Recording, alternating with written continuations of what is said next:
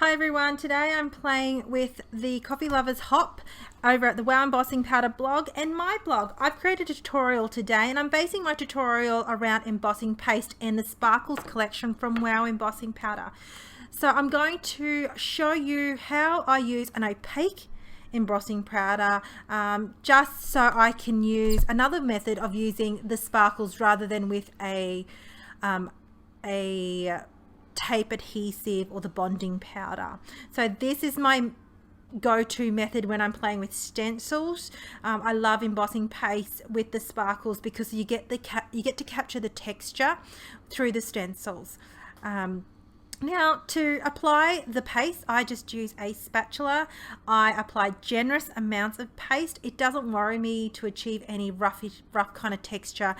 The glitter kind of hides any uneven texture, and which I actually love the effect it gives. I create 4 different cards. I'm not going to show you all close-up versions, but I'll show you the method to my technique.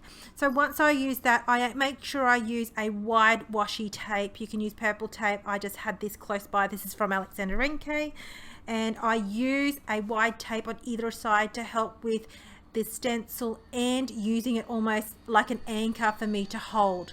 This first sparkles I use Stroke of Midnight. I find this really impacting, this particular sparkle, because it's kind of got like a real dark black ebony with some navy, some holographic silver sparkle glitters in there. It's beautiful. It's ones that I've actually been playing with more so lately.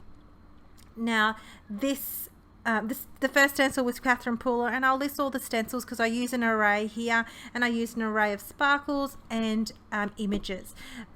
This one here, this leaf stencil's from Pretty Pink Posh, and I'm going to match that with the Dancing Green. The Dancing Green sparkles have almost like these a little bit long lengths of holographic glitter in there with the green tinges, and I love that. I think it suits it, and this leaf stencil here, I thought it just was perfect and went hand in hand. Now these are the 2 I'm going to show you online. Offline I play with the truffle and the ice pop. With other stencils. I use a circle stencil with that one, and just, you know, a variety of stencils. So that's this one here. I'm going to set these aside to dry. Like, I allow a good couple of hours for these to dry, and what I then focus on is coloring in some images, which I have done here. Now that's the ice pop, that's the Stroke of Midnight, and all these images are from Grace Silly Designs, and I'll link her shop to my description below. And that's the truffle that I use with the Pretty Pink Posh stars stencil.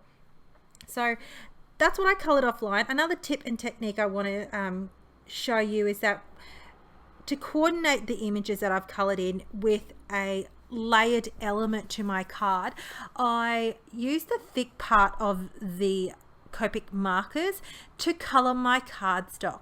So what I've done is I've created like a 1/4 inch border around all my